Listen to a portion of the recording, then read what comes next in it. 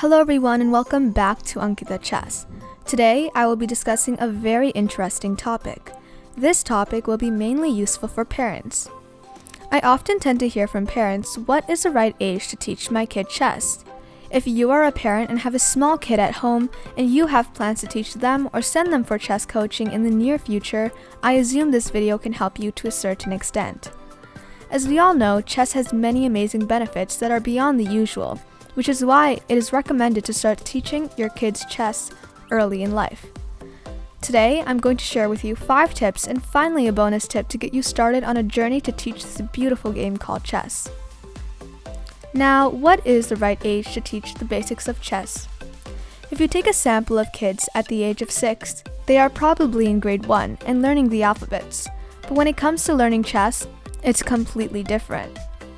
While some children will be able to learn the game by age 4, and some may not, some kids take much more time and learn when they are 6 years or older.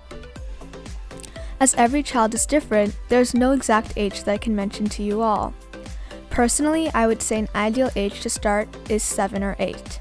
In fact, I started to learn chess when I was 8 years old. I know figuring out how to teach chess to your kid can be very difficult than it seems if you don't already know the game yourself.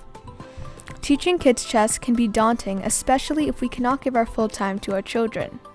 The most common problem you can encounter with children is that they get bored quickly and lose interest. Here are a few ways you can get started and let your kid take it ahead from there.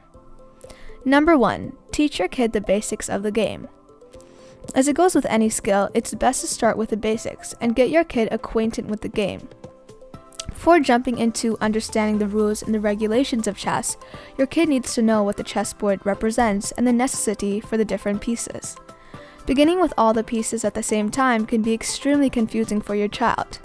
Instead, start only with pawns and play a small game using their basic rules. Let your child understand the basics of capturing a piece and defending others.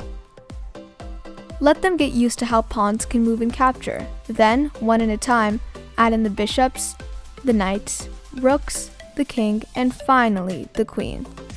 Go slow and allow enough practice with each type of piece before adding in the next to avoid overwhelming them. Number 2. Practice board setup with stories. Teach your kids how to set up the board by using stories. For example, I teach my sisters a simple story about 2 castles having a king and a queen, and both castles have foot soldiers, and that they're about to engage in a castle war.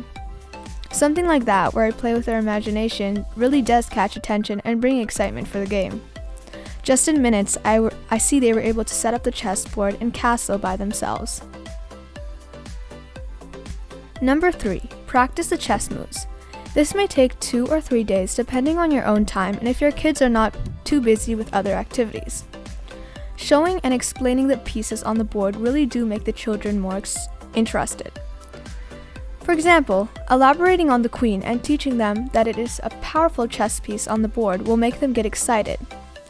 Pawns can help in understanding lateral and diagonal movements quite easily. Once your child has mastered those, you can bring in the knights and break down their movement patterns. Start off by simply keeping only the knights on the board and ask your child to reach a particular square. As your child becomes familiar with the movement of the knights, introduce bishops into the game. They're easy to understand since your child can interpret those as powerful pawns in a way. Remember the rooks. The final piece that completes the set of armies at the command is the rook. Having interacted with pawns, knights, and bishops, your child would be able to use the rook quite easily. Now it makes sense to try out a few interesting battle arrangements and exploit the strengths of each piece at length. Try setting up a tiny battle between knights and the bishops. Keep the king safe. Create scenarios which help explain the concepts of a check and a checkmate. Use the pieces to create multiple arrangements and ask your kid to find a way to check the other king as well as protect his own. The master of the game. It is essential to ensure that the introduction of the queen as late as possible when teaching chess. The sheer power of the queen's special abilities can make many kids opt for playing with her right from the start. Understanding the other pieces better can help your child in figuring out how best to use the queen to turn the battle around in a strategic movement or moment. Let the game begin. Make a list of all the pieces and their possible moves as a reference sheet for your kid, and start off with a game. Give him or her time and correct them when they move a wrong piece. Let them make mistakes and teach them why capture was important or how he could have prevented one. Multiple games and practices will allow him to start seeing different strategies. Number 4. Set aside a regular time to play chess with your kids. When you want your children to learn chess, there are times you need to sacrifice some of your activities to play chess with them. Set aside a Saturday or a Sunday afternoon just to play chess with your kid. If at times you cannot play chess with your kids, then ask somebody else to play with your child. Once your child develops an interest in playing chess, they will be the one to ask you to play with them. You should not miss that opportunity of playing chess with them. Otherwise, they will get discouraged and feel that they are just being ignored and ultimately lose interest. When they do get bored, take it slow and let them just play it by their own for a while. We cannot force them to learn, otherwise they will feel it's too boring and not interesting anymore. All in all, it should be a fulfilling and exciting experience to see your kids learn from you. And try to come and check out their game and analyze their games. This will encourage your child and will be very interested to learn more. And lastly, the 5th and last tip is all the different resources your child could use and the characteristics as well as skills they need. Be positive, be patient, and make chess fun. Cover the basics incrementally. Encourage kids to read about chess. Use the videos on Chess Kid. Practice with Chess Kid puzzles. Encourage their friends to learn chess too. Link the value of chess to other educational goals. Now, what are the benefits of chess? Chess teaches children many fundamentals like problem solving, focus, patience, and follow-through. Imagine if every child was equipped with these skills as they entered kindergarten and first grade. This would embrace learning in a different way. Furthermore, studies show that chess helps children improve test scores in many subjects, including math, science, reading, and many more. Children do better in school when they study chess. Chess doesn't only help to train some academic skills, but it's also a very social game. Children learn to be patient and wait for the opponent's move.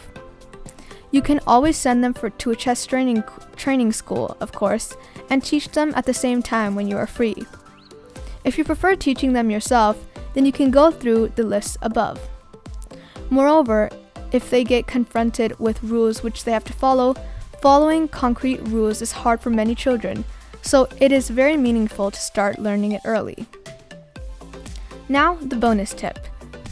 In this bonus tip, I am listing you all the important websites where your kid can start their journey of chess and excel in it. The websites are chesskid.com, chesstempo.com, which is mainly a website for tactics, leechess.org, chess.com, Chessable, and many more.